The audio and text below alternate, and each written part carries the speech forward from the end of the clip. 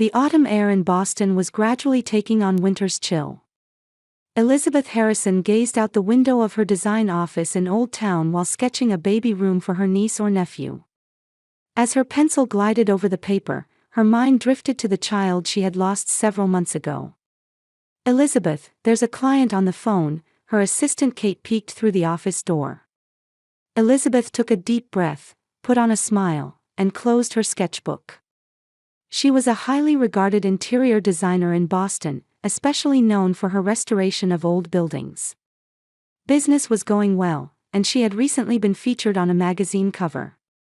"Thanks, Kate. Could you put them through?" After ending the call, Elizabeth's cell phone rang. The screen displayed "Mom." She hesitated for a moment before answering. "Mom, what is it?" "Elizabeth, you haven't forgotten about dinner tonight, have you?" Martha Harrison's voice carried a slight tone of reproach. "It's Rebecca's pregnancy celebration. Your father has picked out a special wine." Elizabeth closed her eyes. "I haven't forgotten. I'll be there at 7.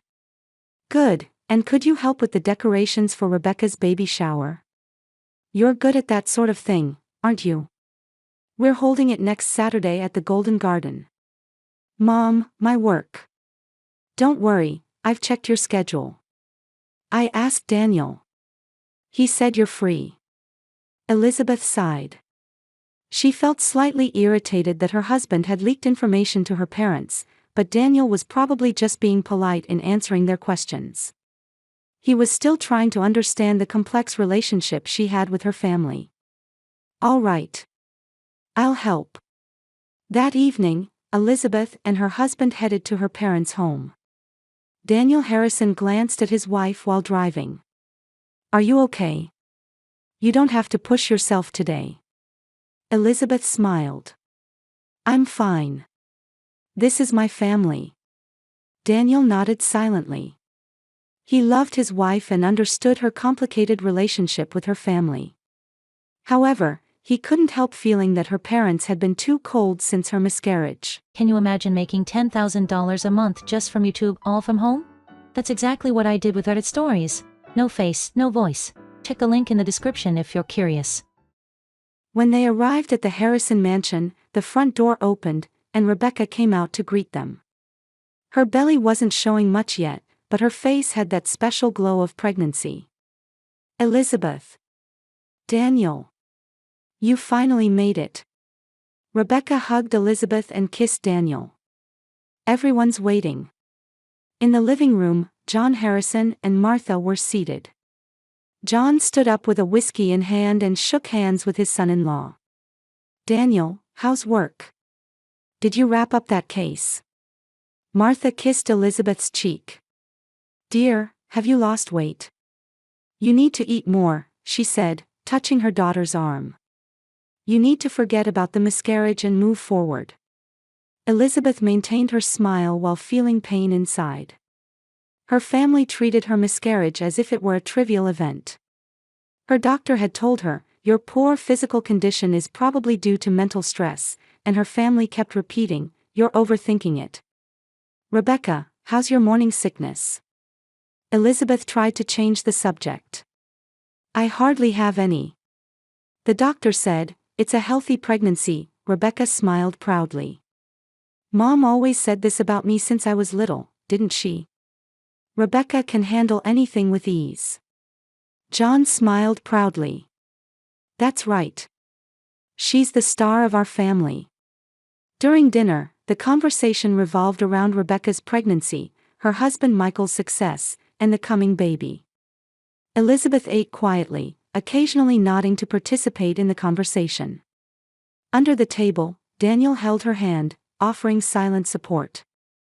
After dinner, Martha called Elizabeth into the kitchen. "About the baby shower. I've made a gift list," she handed her a tablet.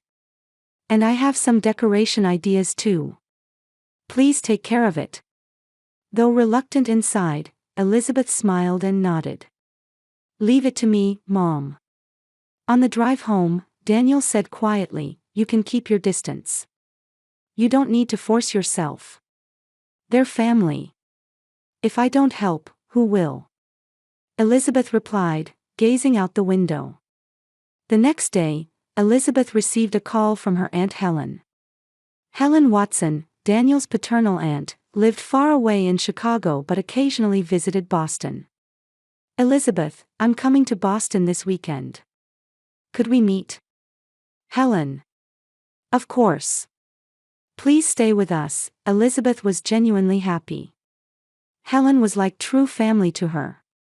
Then I'll arrive Friday. I'm looking forward to hearing about your new projects. After hanging up, Elizabeth felt some of the tension leave her shoulders. Having Helen visit would give her some support before the baby shower. That night, lying in bed, Elizabeth told Daniel, Helen is coming. I can tell her everything. Daniel gently touched his wife's hair. That's good.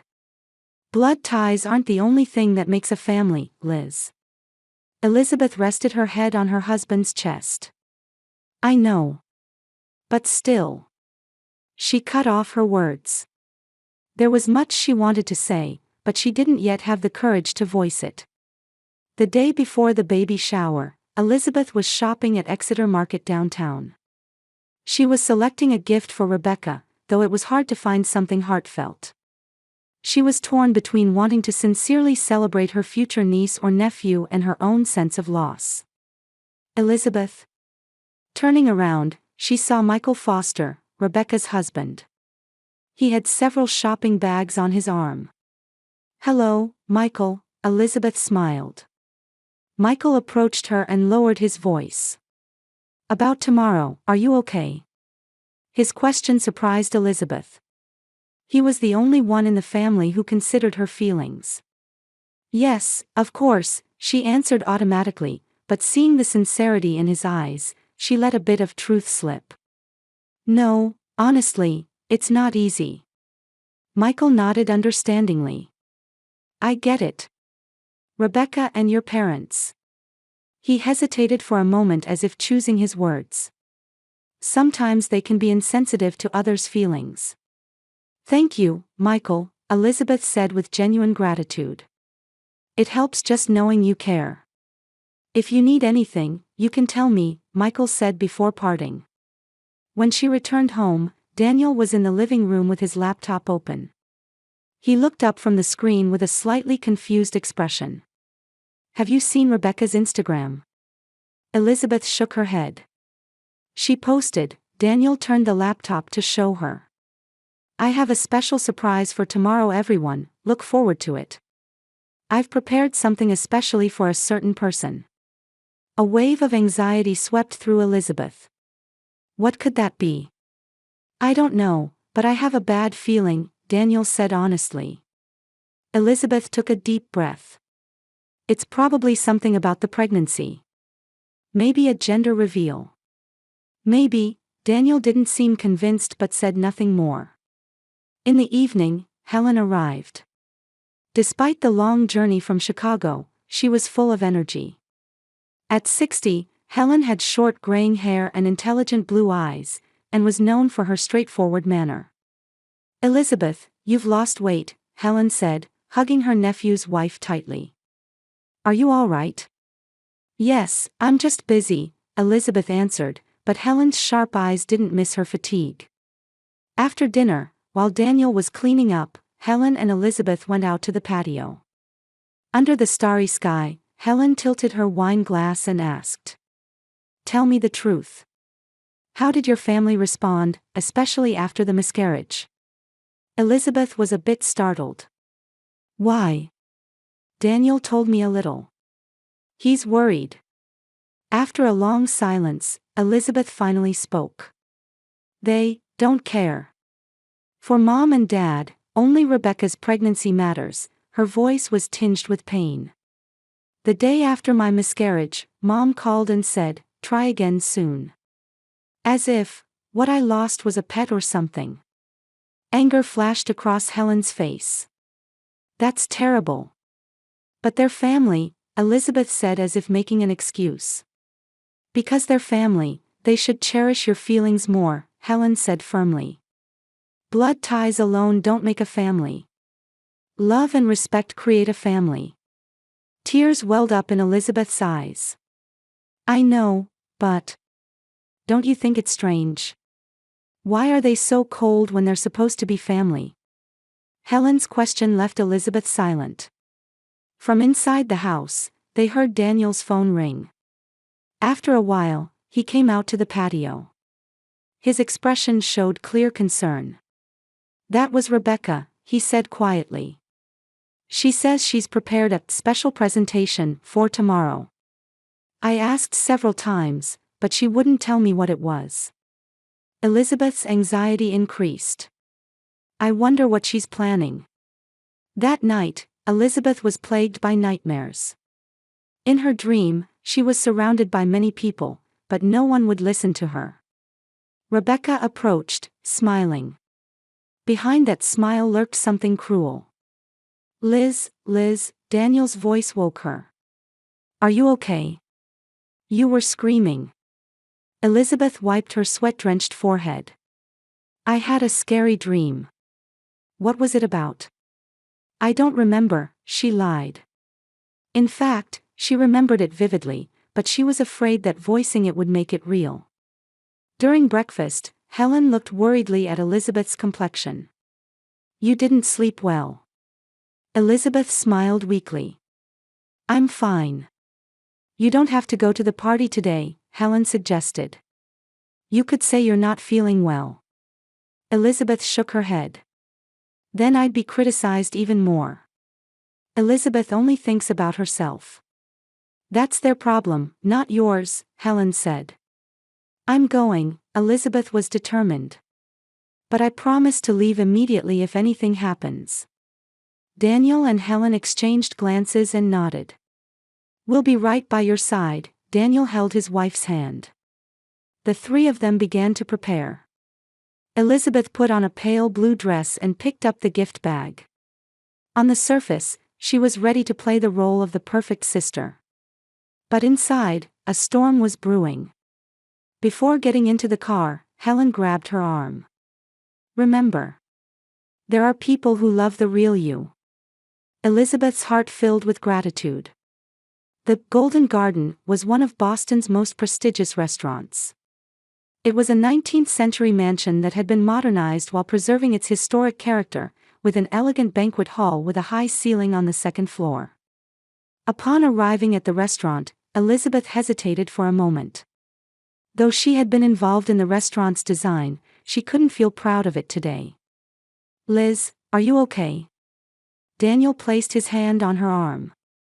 Yes, Elizabeth took a deep breath. Let's go. The second-floor banquet hall was decorated with pink and blue balloons.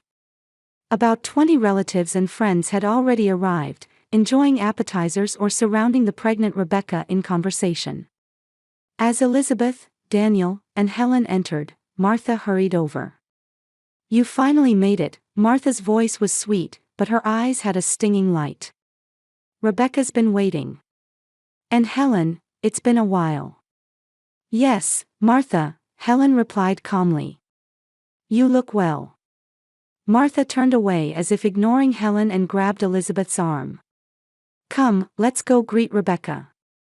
Rebecca was in the center of the room. Her husband Michael stood beside her, his expression subtly tense. Rebecca, dressed in an elegant maternity dress, flashed an exaggerated smile when she saw Elizabeth. Big sister. You came. Rebecca hugged Elizabeth. The embrace felt stiff, somehow calculated. Congratulations, Rebecca, Elizabeth said gently. It's a lovely party. Oh, this is all thanks to you, Rebecca replied in a saccharine voice. The decorations are perfect, and this restaurant is wonderful. John Harrison approached his daughters. My beautiful daughters, he said, but his gaze was directed only at Rebecca. Elizabeth, the gift table is over there, he pointed. It's a special day, let's enjoy it. Elizabeth smiled and went to place her gift. Daniel and Helen kept an eye on her while beginning conversations with other guests. As time passed, Elizabeth began to relax slightly. Martha asked her to help with the food, and she moved back and forth between the kitchen and the hall. "May I have your attention, please?" A sudden silence fell, and Elizabeth emerged from the kitchen. Rebecca was holding a microphone, standing in the center of the room. It was time to open the gifts. "First, I'd like to thank everyone for coming today," Rebecca said with a radiant smile. "And I have a special announcement." The venue fell silent. Elizabeth noticed the tension that crossed Michael's face. "Actually, today we have two celebrations," Rebecca continued. "The first, of course, is our baby. And the second is..." She paused for a moment and looked directly at Elizabeth. There was a cruel joy in her eyes. "We're also celebrating my sister Elizabeth's miscarriage. She's finally given up." The venue froze. No one laughed, just stood frozen in shock and horror. Michael's face paled, and he grabbed his wife's arm. "Rebecca." Elizabeth couldn't believe her ears. Her legs trembled, and she felt a tightness in her chest. The world seemed to be moving in slow motion. "Rebecca, that's..." Daniel began in a voice shaking with anger. "It's a joke, a joke," Rebecca said, laughing. "Everyone, don't look so serious. Elizabeth is fine, right?" Elizabeth stood up on trembling legs. "That's sick, Rebecca." Her voice was quiet but resonated throughout the venue. "Celebrating someone's grief." Suddenly, her hair was pulled hard. Martha stood behind her, grabbing her hair. "Don't overreact to something like this," Martha said in an angry voice. "Can't you take a joke? You're always like this, ruining your sister's happy day." "Martha." Helen rushed over. "Let go of her. This has nothing to do with you," Martha shouted. John stood between his daughters. "Elizabeth, you always overreact. Rebecca just made a slightly inappropriate joke. She didn't intentionally try to hurt you." "Not intentional," Elizabeth said with tears in her eyes. "She said she was celebrating the death of my baby." "You're making too much of it," Martha snorted. "It was just a miscarriage. You can have another one soon." Something broke inside Elizabeth. She tried to escape from Martha's grasp, but Martha pulled her hair even harder. The two struggled and, without realizing it, moved closer to the banister of the mezzanine. "Let go," Elizabeth cried. "You should apologize to your sister." Martha raised her voice. In the confusion, Daniel and Helen tried to rush to Elizabeth's aid. Michael was also trying to get between the two women. In the next moment, it was clear to everyone watching. Martha pushed Elizabeth hard toward the banister. Elizabeth lost her balance and fell over the railing into the open space. "Elizabeth!" Daniel's scream echoed. He reached out for her, but his fingertips barely missed. As Elizabeth fell, she saw the surprised and fearful faces of Rebecca and her parents. They seemed to understand the consequences of their actions only now. During the fall, a strange peace came over Elizabeth. The thought, this might be the end, crossed her mind. She heard the screams of restaurant patrons on the first floor, and the next moment, Elizabeth collided with the hard marble floor. Sharp pain shot through her body, and then consciousness began to fade. The last thing she saw was the beautiful ceiling mural of the restaurant. The one she had designed herself. How ironic. The moment she thought this, the world was enveloped in darkness. A white ceiling and the smell of disinfectant. These were the first things Elizabeth felt when she regained consciousness. She blinked, trying to focus her eyes. "Liz? Liz, can you hear me?" It was Daniel's voice. His face came into her blurry vision. A worried, tired face, but with a color of relief in his eyes. "Daniel." Her voice was hoarse. "Where?" "At the hospital.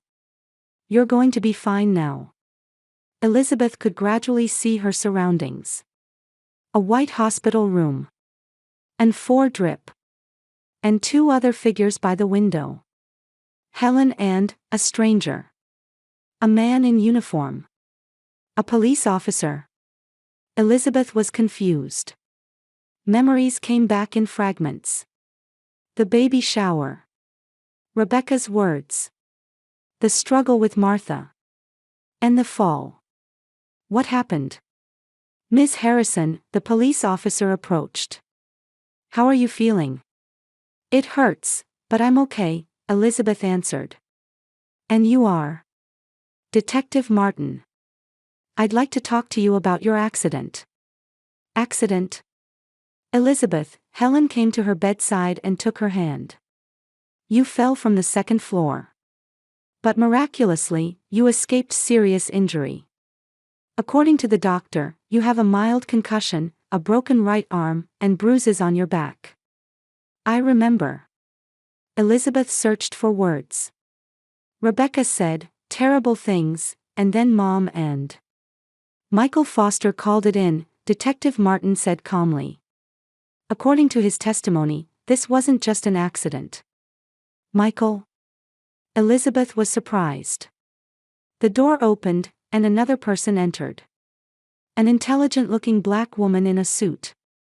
Elizabeth, I'm glad you're awake, she smiled as she approached. I'm Carol Watson. I was introduced by your colleague Sarah Jenkins and will be serving as your attorney. Attorney? Elizabeth was increasingly confused. Michael told everything, Helen said quietly. Not just what happened at the baby shower. He had been questioning Rebecca and your parents' behavior for months. What do you mean? Daniel, Helen, and Carol exchanged glances. Detective Martin cleared his throat. Miss Harrison, this is going to be shocking, the detective said carefully. Your sister and parents are currently being questioned. They're suspected of causing you bodily harm. Harm? It's clear that this wasn't just a fall accident, the detective continued. But that's not all. According to Michael Foster's testimony and the evidence he submitted, your family is suspected of intentionally administering drugs to you during your pregnancy. Elizabeth gasped. That can't be. What Foster submitted were text messages left on Rebecca's smartphone and pharmacy receipts, the detective continued. Also, the drugs in question were found at your parents' home. They're currently being analyzed in a laboratory. Elizabeth's heart raced. My miscarriage, they did it. Her voice was trembling. Carol stepped forward. Elizabeth, listen. At this stage, it's just speculation. But the evidence suggests, your family didn't want you to have children. Elizabeth's world seemed to be crumbling. Why? According to Michael, Helen said gently, your parents always saw Rebecca as the heir. They thought Rebecca should have the first child, producing the true next generation of the Montgomery family. But I took the Harrison name. Elizabeth said weakly. That might have been the problem, Daniel said quietly. You're not carrying on their family name. That's not all, Carol interjected. According to Michael, Rebecca has always been jealous of you. Your success, your marriage, and the fact that you got pregnant first. She's not that kind of. Elizabeth began, but she wasn't confident in her words. She was pathologically jealous of you, Detective Martin said. Numerous messages criticizing your success have been found on her smartphone. The frequency increased after your pregnancy announcement. We also have testimony from her friends, Carol said. Rebecca reportedly said she absolutely could not forgive your pregnancy. Elizabeth covered her face with trembling hands. Tears streamed down her cheeks. I can't believe it, their family. Daniel embraced his wife's shoulders. Let's stay away from them from now on. Your real family is here. What about Michael? Elizabeth suddenly asked, remembering. He's in the waiting room, Helen answered. He wants to see you, but he said to let him know when you're ready. Elizabeth nodded. I want to see him. When Michael entered the room, his face was etched with guilt and sadness. Elizabeth, I'm so sorry, he said in a trembling voice. I should have realized sooner. It's not your fault, Elizabeth answered quietly. I should have noticed, Michael repeated. Rebecca started changing after you announced your pregnancy. She spent hours on the phone with her parents every night. And he stumbled over his words. Every time she visited your house, she always stopped by the kitchen, saying she would make tea or coffee. Elizabeth shuddered. She couldn't believe that such a terrible intention had been hidden behind her seemingly kind sister's smile. But why now? Elizabeth asked. Because she got pregnant, Michael answered. She thought she won. And to make her victory perfect. The surprise at the baby shower, Daniel said bitterly. I'm sorry, I'm really sorry, Michael repeated. Elizabeth took a deep breath. Her heart felt intense pain and, at the same time, a strange sense of release. Everything made sense now, the unnatural feeling she'd had about her family for years, their strange attitudes. You did the right thing, Michael, she said quietly. You acted like real family. A heavy silence filled the room. Elizabeth lay in bed, thinking about her life ahead. Around her were people who truly loved her and wished for her happiness. And her blood family had tried to hurt her. What do we do now? She asked weakly. First, focus on recovery, Daniel squeezed her hand. Then, we'll proceed with the necessary legal steps.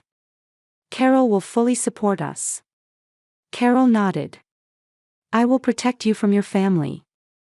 I promise. True family, Elizabeth said quietly. I finally understand what that means. Spring sunlight streamed onto the kitchen table. Elizabeth was drinking tea, reflecting on the events of a year ago. Since being discharged from the hospital, she had been spending more time with Daniel's family. She especially talked with Helen on the phone several times a week, and either Helen visited Boston or Elizabeth and Daniel went to Chicago once a month. What are you thinking about? Daniel entered the kitchen. Just, various things, Elizabeth smiled. About the trial too. Rebecca and her parents' trial had ended 3 months ago. For Elizabeth, standing on the witness stand and facing them was one of the most difficult experiences of her life. In court, Rebecca cried and claimed it was all a joke, but the evidence was irrefutable. Michael's testimony was decisive. He detailed the actions of his wife and in-laws, submitting records of their messages and evidence of drug purchases. Michael stated that it was not an appropriate environment to raise a child, and had already initiated divorce proceedings. The court sentenced Rebecca to 4 years and each parent to 5 years in prison. Rebecca gave birth in prison, and the child was temporarily placed under state protection. I heard from Michael, Elizabeth told Daniel. He's decided to raise the child alone. Daniel sat next to his wife. I'm surprised. But I think he'll be fine. Me too, Elizabeth nodded. We'll support him too. The child is innocent. The doorbell rang, and Elizabeth stood up. When she opened the door, Helen was standing there. Behind her was an unfamiliar girl. Elizabeth, Helen smiled brightly. I'd like to introduce Sophia. She's a child who wants to talk to you. Sophia, a girl of about 12, looked up at Elizabeth with a slightly nervous expression. Nice to meet you, Mrs. Harrison. Elizabeth wondered but invited them in.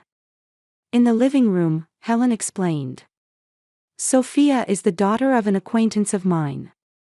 Unfortunately, her mother passed away in an accident last month. She has no other relatives. You're looking for foster parents, Elizabeth said quietly. She and Daniel had recently begun discussing adoption. Since her miscarriage, doctors had told her that natural pregnancy might be difficult, but that wasn't a reason for them to give up on having a family. I heard from Helen, Sophia said, gathering her courage. That you're kind people. And she continued hesitantly, family doesn't have to be blood-related, right? Tears welled up in Elizabeth's eyes. She took Sophia's hand. That's right. True family is connected by love and respect. That night, Elizabeth and Daniel lay in bed, discussing the day's events. What do you think about Sophia? Daniel asked. She's a lovely child, Elizabeth answered.